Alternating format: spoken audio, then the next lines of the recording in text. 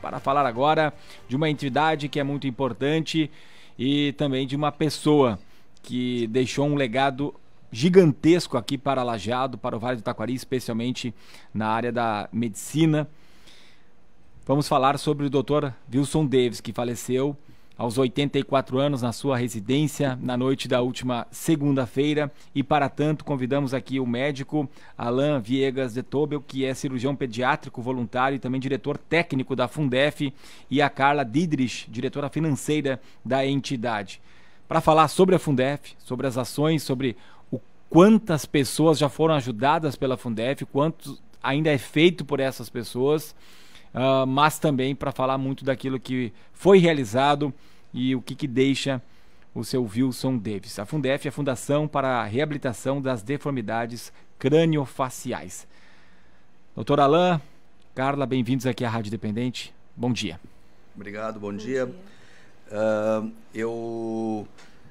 Fica difícil tentar resumir uma longa história e uma longa jornada, né? E não somente falando da Fundef, mas também falando do Dr. Wilson Davis, né? A Fundef é uma fundação que existe há 32 anos, né? E então é uma fundação que inicialmente teve o objetivo de atender os pacientes com fissura labiopalatina, né? Inicialmente os pacientes mais locais, depois na sequência a nível estadual, e hoje somos referência no estado para atendimento desses pacientes. Então o crescimento teve um crescimento exponencial a partir do momento da inclusão dos atendimentos do SUS.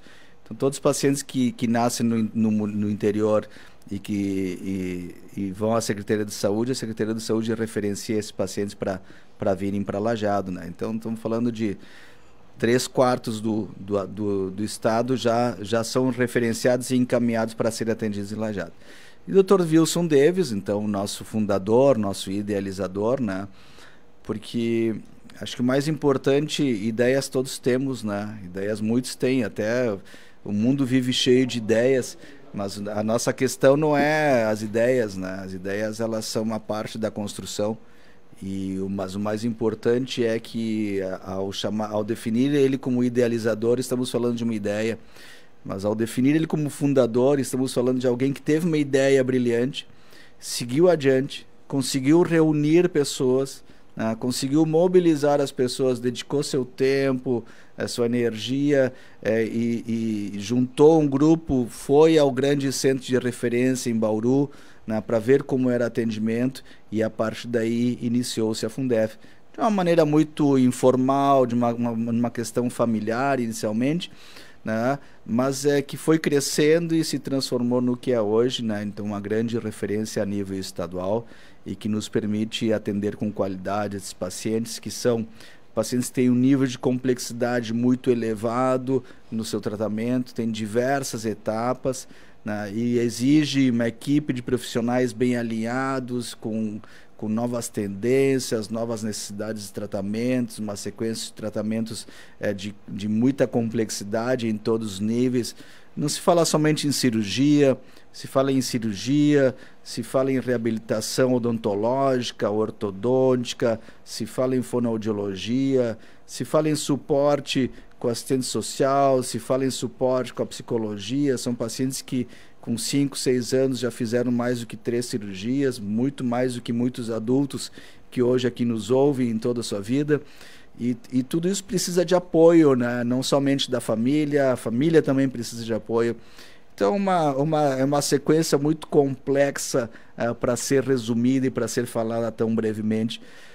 Mas que, voltando ao Dr. Wilson Davis, né, que infelizmente nos deixou no dia de anteontem, né, e partiu, né, digamos assim, com a certeza de que ele deixou um grande legado e com a certeza de que ele deixou uma equipe estruturada e montada que vai ter a possibilidade de seguir esse seu legado e, digamos assim, e seguir com esse atendimento e essa estrutura da Fundef. Porque se vai a parte física do Dr. Davis, mas fica o ideal dele, né? Fica esse contágio que ele nos deixou, essa mobilização em prol dos pacientes e de suas famílias, em busca de um atendimento digno, humano, né, com qualidade. Não adianta só ser queridinho e brincar com as crianças, a gente tem que dar opções de situações complexas, né, e que com certeza no momento certo nós sempre temos essa opção ao alcance, né, digamos assim, dos nossos pacientes dentro do que é a estrutura de tratamento da Fundef. E agora eu peço a Carla para falar um pouco da sua experiência. Hoje comentava de manhã a Carla, a gente olha para ela hoje como diretor da Fundef, responsável pela parte da gestão, mas a Carla é a mãe da Lia. A Carla é a mãe da Lia, que a Lia hoje está com 8 anos, e a Carla soube da existência da Fundef quando, né, nos primeiros dias de vida da Lia, se viu a necessidade de buscar o apoio e o acolhimento dentro da nossa instituição. A Lia foi atendida por nós, a Lia foi operada por mim diversas vezes, foi atendida, né, em vários momentos na Fundef, em diversos momentos na Fundef, e eu quero que ela partilhe conosco essa experiência de familiar, de gestora, né, digamos assim, do que é essa ideia maravilhosa do Dr. Davis. Tudo bem, Carla? Bom dia. Tudo bem, bom dia. Bom, é uma satisfação, um privilégio estar aqui falando dele, né? E mesmo que seja póstumo, acho que nós fizemos muitas homenagens em vida também, então ele sabe de toda a gratidão que nós sentimos pelo que ele fez, né?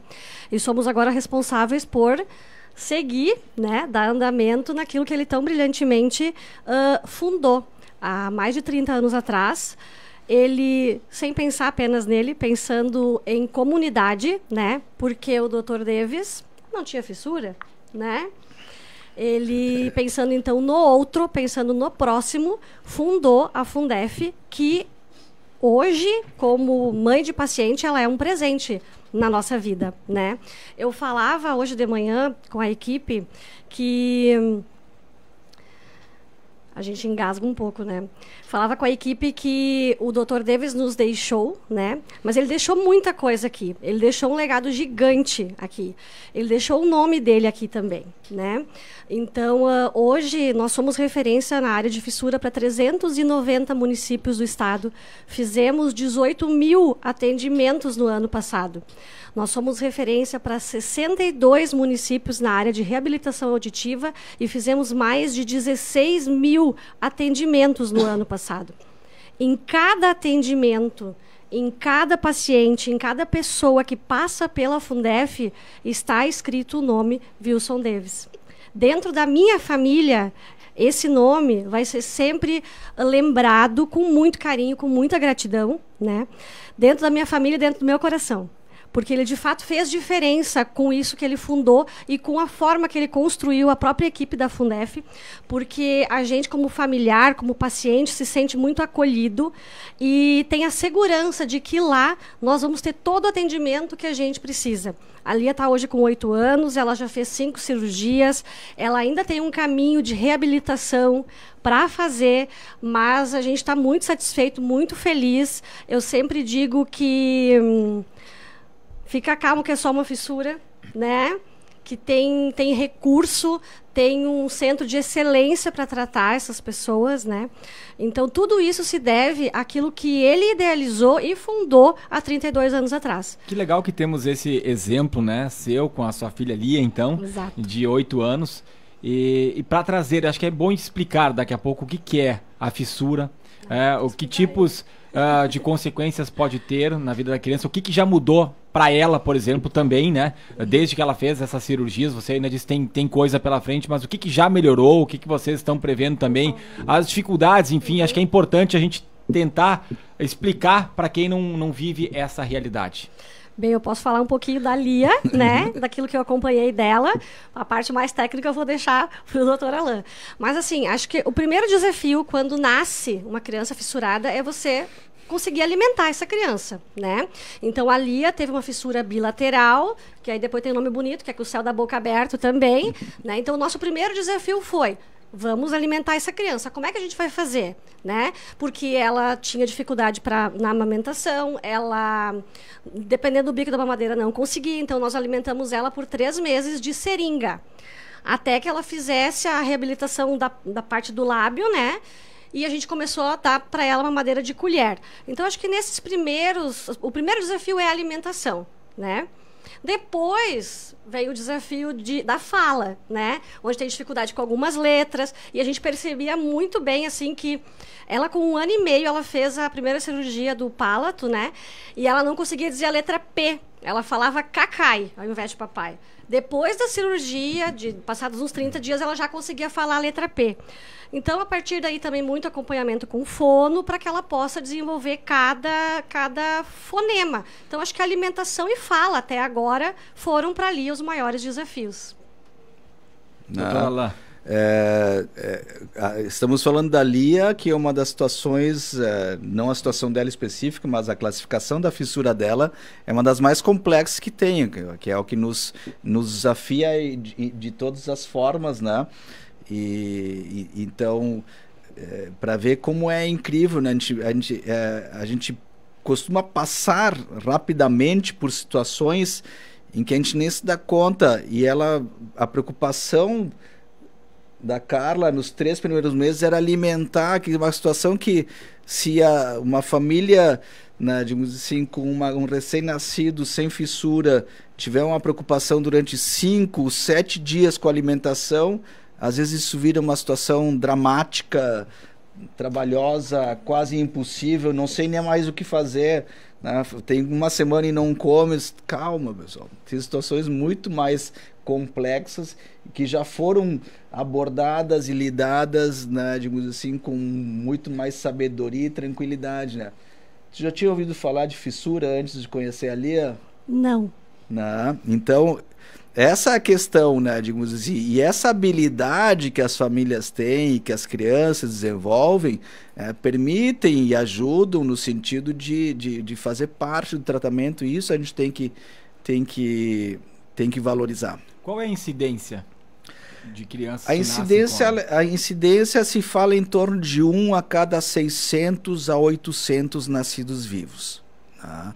Então não é uma coisa tão infrequente. E o atendimento, o senhor falou da questão de até psicólogos, de toda uma equipe, né, que está envolvida. Isso perdura a vida inteira, tem casos e casos, tem situações que é a cirurgia e depois, ok, a pessoa toca a vida, e tem aqueles que tem que ficar acompanhando. Como é que funciona? A fissura a gente tem que classificar pelo nível de complexidade, tem casos e casos, né? A gente pode ter uma fissura. A fissura é uma falha, é um defeito, é o que antigamente se definia, se chamava como lábio leporino, né? Então é uma falha de fechamento do lábio, que ele pode comprometer o fechamento do lábio de um lado, né? Dos 2 lados, né? Pode comprometer o fechamento do céu da boca, do palato, né? E pode se apresentar com diversas variedades. Pode ser somente o lábio, sem o palato. Pode ser o lábio, o palato, né, de um lado somente, que é o mais comum, o mais frequente. Em torno de 75%, 80% das fissuras são somente de um lado, completas. Pode ser somente do palato, uma fissura pós-forame, que tu olha, o aspecto da face é aparentemente normal, o lábio vem fechado, mas o céu da boca é aberto, né? E tudo isso nos traz planos de tratamentos que são diferentes e idealizados para cada paciente ou para cada tipo de fissura, vamos dizer assim, né? Então, a preocupação inicial é essa que ela descreveu muito claramente. A preocupação inicial é a alimentação, é a nutrição da criança, né? A partir daí se faz o plano de tratamento cirúrgico, né, em torno de 3 a 5 meses, né, para o fechamento do lábio, né. No caso da Lia, por exemplo, posso falar? Né? Claro. Né? Fechamos o lábio primeiro de um lado, depois 3 meses depois fechamos o lábio do outro, né? Depois de 1 ano e pouco fizemos a cirurgia do palato, depois voltamos para fechar o reposicionamento do músculo e tudo mais. No meio disso tudo, então a primeira preocupação é a alimentação, depois a questão estética do fechamento do lábio, depois a questão da fala, né? Assim, quando nós falamos, projetamos o ar e ele sai pela boca, e aí dessa forma permite o P, o T, né? Assim, tudo isso que é assim. E o paciente com fissura, ele sai com todo o ar sai pelo nariz, parte do ar sai pelo nariz, né, que fica uma voz, né, hipernasal ou fanho, como se diz comumente, e que esse é o nosso segundo grande desafio, né? A Lia dizia cacai, né, porque que é a forma que ela encontrou de dizer isso, algo o mais parecido com papai, né, mas não conseguindo fazer a oclusão, em vez de P, sai que, né? E isso aí causa um distúrbio articulatório, porque a pessoa se acostuma a falar errado, depois, na hora do aprendizado, a fono tem que ir lá, quando corrige cirurgicamente, a fono depois tem que ir lá fazer um treinamento para que o cacai se transforme em papai, né? E assim, sucessivamente, com diversos distúrbios articulatórios que devem ser corrigidos. Então, a estrutura da necessidade de fono, e aí eu ressalto, digamos, que é uma das grandes demandas que a gente tem, não é só fonoterapia na Fundef, a gente precisa nos municípios e não se consegue, não existem profissionais de fonoaudiologia no mercado, né? Digamos, é um mercado que tem um potencial de crescimento muito grande, né? E uma falta de profissionais no mercado, né? Então, digamos que é uma área muito interessante, que trabalha muito com a questão do espectro autista hoje, com pacientes fissurados. Então, assim, é uma área que vem num crescimento, existe uma demanda cada vez maior, né? E precisamos desses profissionais que se formem, que se especializem para nos ajudarem e ajudar esses pacientes, ajudar as famílias. A fono vai dar uma orientação, quem vai fazer o exercício é o familiar com a criança, então ninguém faz nada sozinho. Mas é um trabalho que é uma lacuna, né? Uma coisa que a gente precisa de tudo isso. Seguido disso, nós temos a parte do desenvolvimento odontológico. Não tem como fazer um tratamento cirúrgico adequado com uma criança com uma saúde dental, uma saúde bucal comprometida. Então, tu tem que ter um tratamento odontológico. A cárie é a infecção. Se tiver cárie, não dá para fazer cirurgia, né? O crescimento facial, o crescimento da face fica comprometido tanto pela fissura como pelas cirurgias. Então, assim, é uma situação que envolve diversas complexidades, até completar o crescimento facial, que a gente fala em torno de 18, 20 anos, né? E às vezes é uma vida. É uma vida. Bom, duas bem rapidinhas, se possível. Quantas pessoas já foram atendidas pela Fundef? Vocês têm esse número até hoje? Hoje em dia nós estamos com em torno de 4.200 pacientes da fissura. Hoje? Hoje. Mas na história vocês têm ideia? Não, hoje em dia, digamos, no histórico, no acumulado, né, desde o início, né, alguns pacientes seguem vindo, né, e poucos pacientes de alta completa, porque a alta tu vai definir 4.200 pacientes, isso. E na questão auditiva? E na questão auditiva, eu acho que a gente está com 38 mil pacientes, né?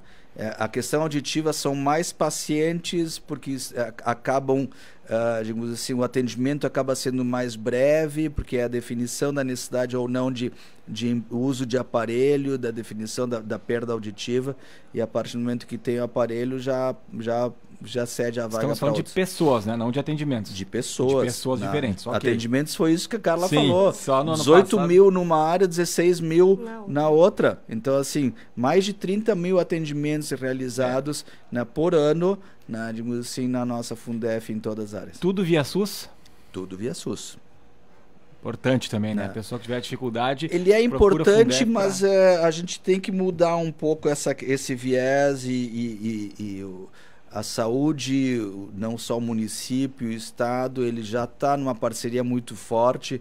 A questão é que a legislação restringe muito, mas infelizmente nós vivemos numa realidade em que temos que rebolar para fechar as nossas contas, né? Então fazemos um trabalho, temos estrutura maravilhosa, né, com um atendimento qualificado, como a Carla descreveu, né, digamos, sem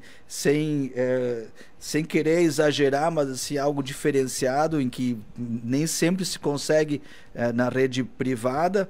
Temos isso estruturado na rede pública, mas o custeio, aquilo que é repassado pelo Estado, pelo SUS, não é suficiente para manter.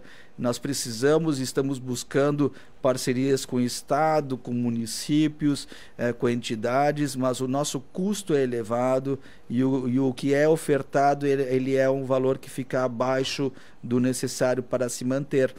É claro que nós fazemos de tudo, é uma causa que é muito nobre, sensibiliza, quem conhece, quem se envolve, contribui, mas acaba se transformando num trabalho, digamos assim, um desvio de função, porque nós temos que buscar coisas em vez de estar buscando o aprimoramento, a ampliação, a gente tem que estar buscando recursos financeiros para manter o que já temos, né, sem nem pensar na possibilidade de aumentar.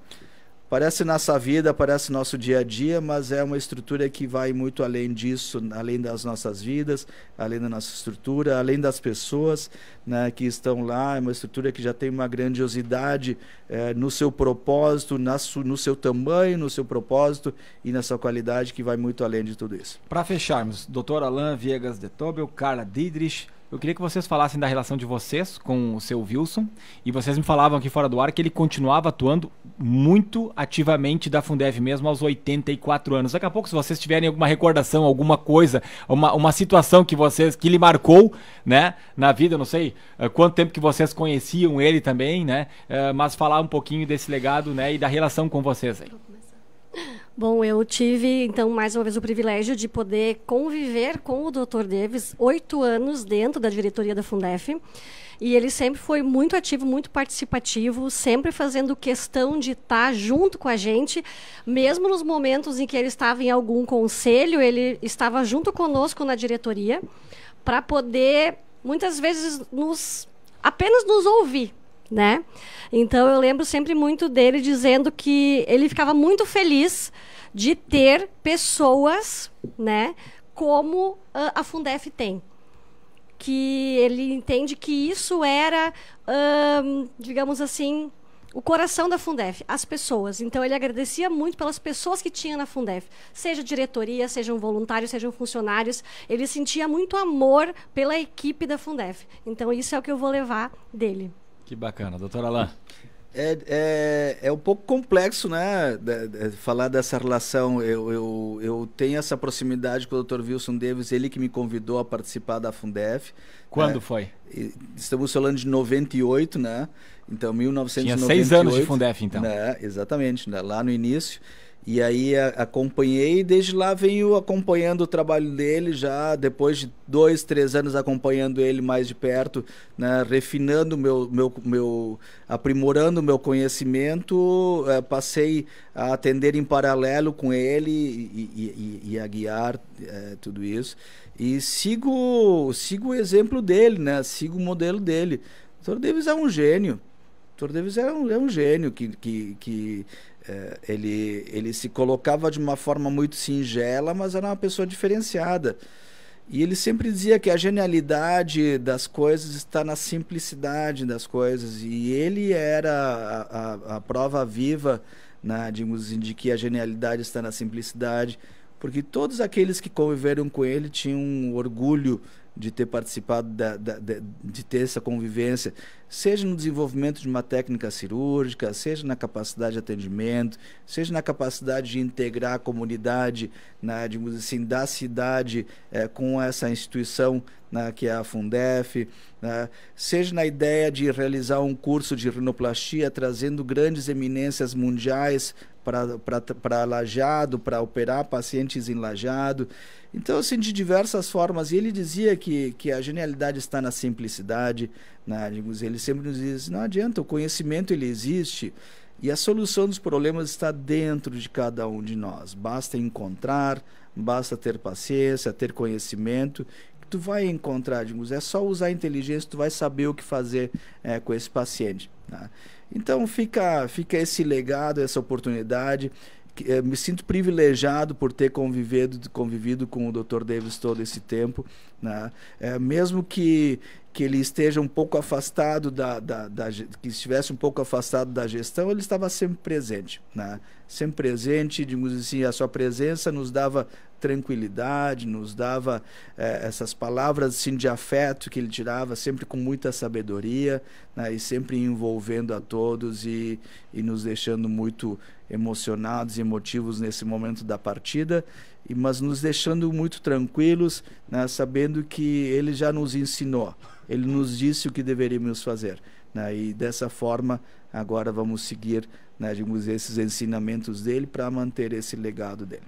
Muito bem. Muito obrigado pela presença, pelos depoimentos. Lembrando, né, Dr. Wilson Deves, a gente falou muito sobre a questão envolvendo a Fundef, mas ele foi um dos fundadores também da Unimed, Vales do Taquari e Rio Pardo. Ele foi coordenador regional de saúde. Ele foi fundador e presidente da Associação Musical Casa de Bar, entidade lajadense voltada para a promoção das artes, em especial da música, dentre outras atividades. Olha o recado que chega aqui, da Lara. Ela diz: a minha mãe é paciente da Fundef há 10 anos, usa aparelho auditivo. Só tenho a agradecer, o atendimento é maravilhoso, são pessoas fantásticas. Até hoje de manhã solicitei um atendimento e já foi agendado. Depoimento aqui de outra ouvinte: Fundef, só agradecer, a minha filha hoje com 23 anos sempre fez todo o tratamento na Fundef, só agradecer a todos os profissionais. O primeiro atendimento dela foi com o seu Wilson Deves. A Dionise Pereira que manda o recado aqui também pra gente, né? E a Fátima Henriques, aí eu tô entendendo, tô interpretando que é com o seu Alain, que ela diz: bom dia a todos, prazer doutor, fui operada da vesícula por você, ótimo cirurgião, né? E deixa eu ver quem mais aqui.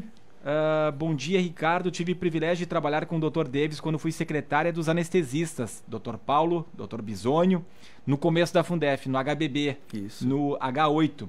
Ele era um querido. A Inês Wagner, do Universitário, que também participa aqui com a gente, no 999-787885. Dr. Alain Viegas de Tobel, Carla Didrich, muito obrigado pela presença de vocês, pelo depoimento e parabéns pelo trabalho que vocês realizam junto à Fundef. Muito obrigado. Obrigada, bom dia.